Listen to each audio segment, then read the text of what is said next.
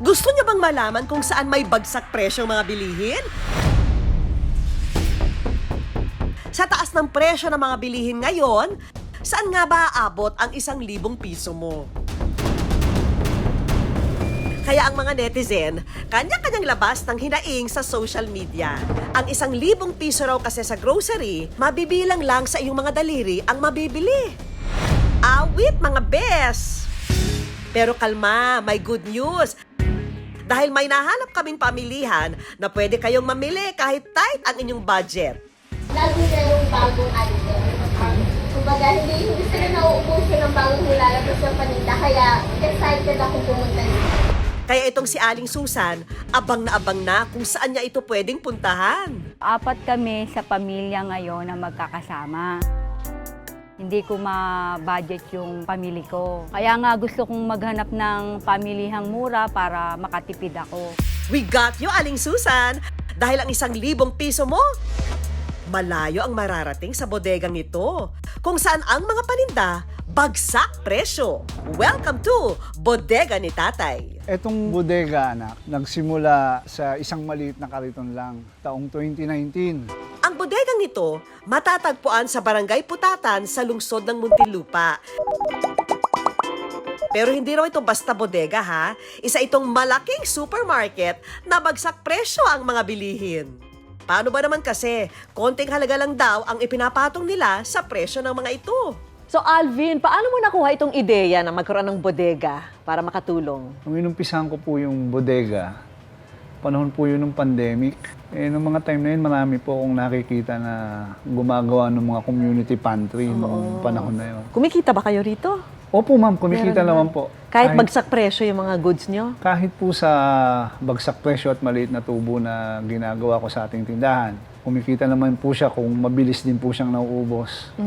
Basta mabilis lang po ang takbo ng paninda, andun pa rin po yung kita. Bagsak presyo ba kamo? Gusto yan ng ating mga kapuso. Kaya ang video ng bodega ni Tatay, trending online. Sari-sari raw ang tinda sa bodegang ito.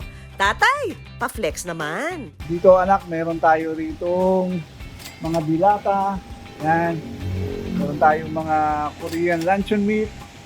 Meron din tayong mga gatas, pang salad. Ito mga anak, meron din tayo ritong mga murang sabon. Andyan, makikita niyo yan.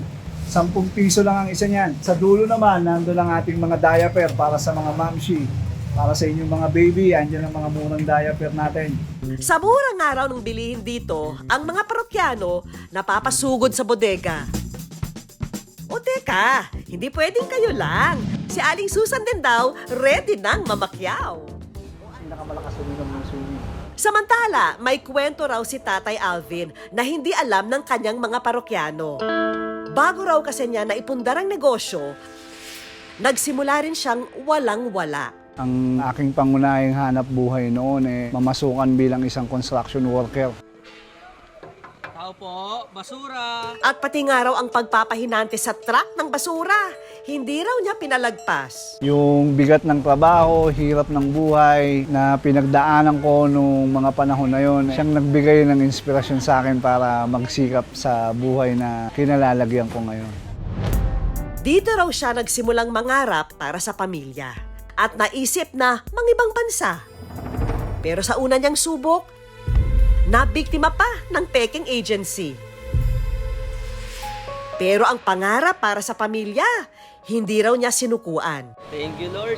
Muli raw niyang sinubukang mag-apply para makaalis ng bansa. Sumunod na pag-a-apply ko, doon na ako sinuwerte na napapunta ako ng bansang Kuwait. Habang gumaganda yung posisyon ko sa isang kumpanya, doon ko na simulan kahit papano nagbabago yung takbo ng buhay ko.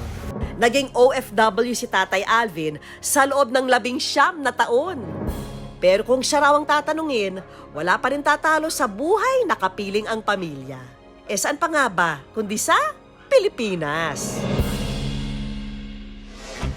Samantala, balikan natin si Aling Susan na nakarami na ng hakot ng grocery para sa pamilya.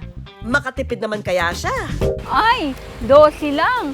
Sa binibilhan kong tindahan, 15 pesos to. Ang laking tipid talaga.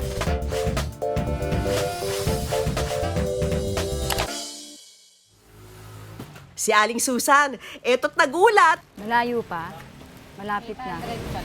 800? Dahil ang budget na 2,000 para sa grocery, abay, may sukli pa. Mas marami ako na pamili dito kaysa dun sa binibilang ko. Okay na okay dito.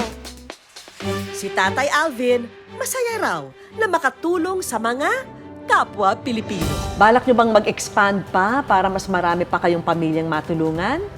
Yan nga po ang isa po sa pinapangarap ko, ma'am. Kung ako po ay papalarin pa, bibigyan ng pagkakataon. Gusto ko po sanang mailapit yung bodega ni Tatay sa iba't ibang sulok ng ating bansa. Sana nga mapalaki nyo pa at mapalago nyo yung negosyo nyo dahil maganda yung hangarin nyo Salamat po.